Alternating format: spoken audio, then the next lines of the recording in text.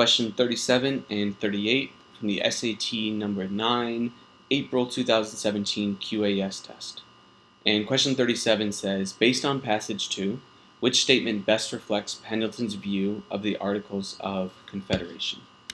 So because this is a paired question, we know that to answer it, we're going to start with the question from 37, and then we're going to use the answer choices from 38, A, B, C, and D, the different lines are there, to answer the question for 37.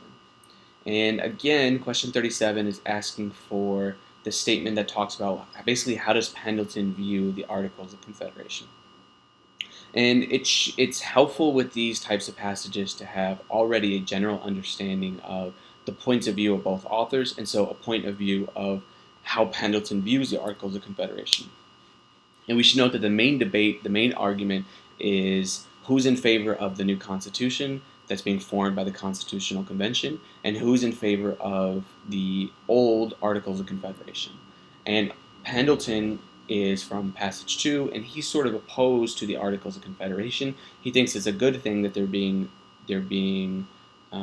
replaced by the Constitution, and he has his different arguments for why he believes that. So if we're talking about a statement that reflects his view of the Articles of Confederation, we should expect that it's going to be a more negative view.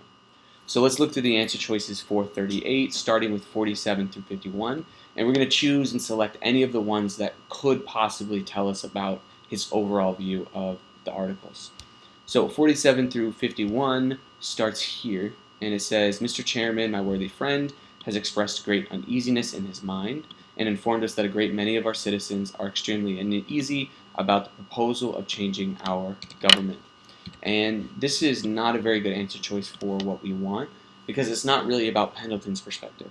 It's really him just saying that Mr. Henry, who's the author of Passage 1, has objections about what the changing our government.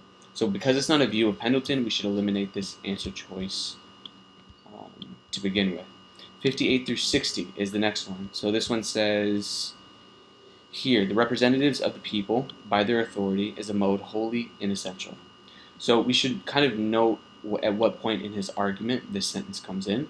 And this is when he's sort of offering a rebuttal to the objection that we the people, or taking the citizens or the individuals as the point of focus as opposed to states, is wrong, right? Remember that the author of Passage 1 is saying we the people, that's who gave them that right, and why are they speaking as we the people and not we the states?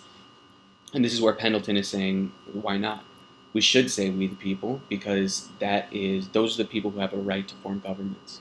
And so this is him doubling down on his claim. He says the representatives of the people, by their authority, is a mode wholly inessential. Basically, you need to have individual citizens as the point of focus. It's inessential, meaning it is essential.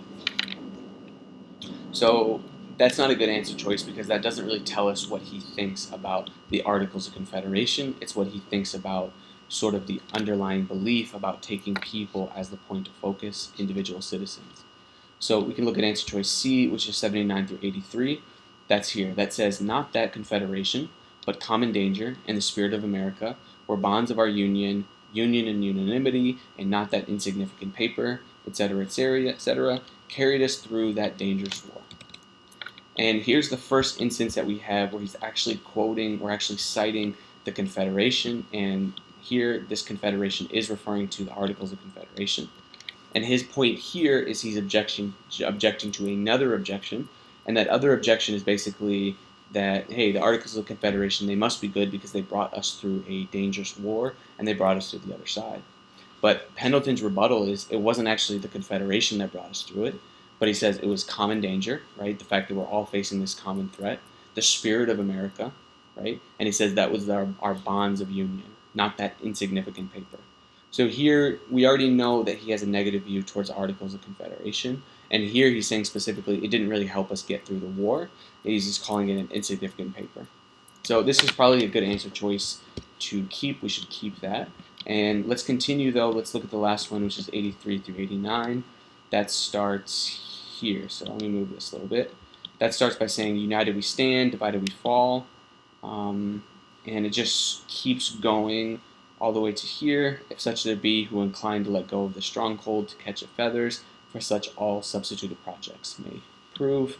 So this is him sort of elaborating on the last claim that he has and ending his speech or ending this passage by saying that if we try to replace the if we don't replace the Articles of Confederation with something more substantial like the Constitution, if we don't put the unanimity and the unity of the individuals in its proper place, then basically the stronghold is going to fall, right?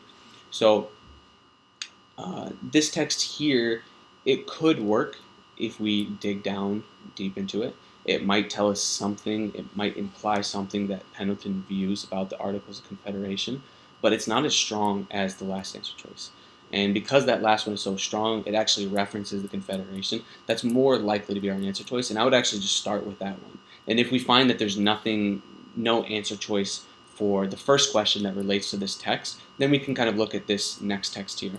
But for now, let's just sort of put this on the back burner. We won't eliminate it, but we'll look at answer choice C first. So one more time, let's look back at those lines just to get an idea of what he's saying.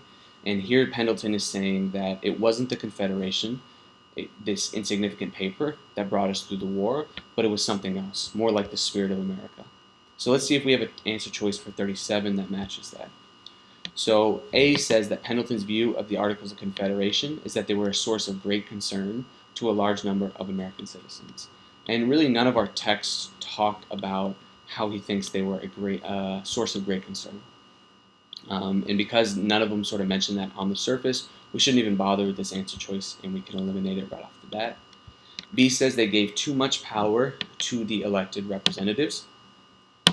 This is something that may be actually true because Pendleton is sort of arguing that the power and the authority and the right of government rests in the people and not in the elected representatives. But I think that here, because none of the texts sort of talk about giving too much power, right, this qualitative sort of judgment, because none of the texts talk about this fact here, it's not a really good answer choice. And especially it doesn't match answer choice C, which says that the Confederation wasn't the thing that brought us to the war. So I would eliminate B. Answer choice C says they served to unite the country in ways that were unprecedented. And this sort of goes against the claim for answer choice C, line 7983 that we just read, where he's essentially saying that they were an insignificant paper. They weren't the thing that united the country, but it was sort of this common danger and spirit of America. So answer choice C is not going to be our correct answer. And that's going to leave us with answer choice D, which says that Pendleton thinks the Articles of Confederation had little to do with America's having prevailed in its most recent conflict. So this does match answer choice C, 79 through 83, which we just looked at, where Pendleton is saying it wasn't the Articles of Confederation that brought us through the war, but something else.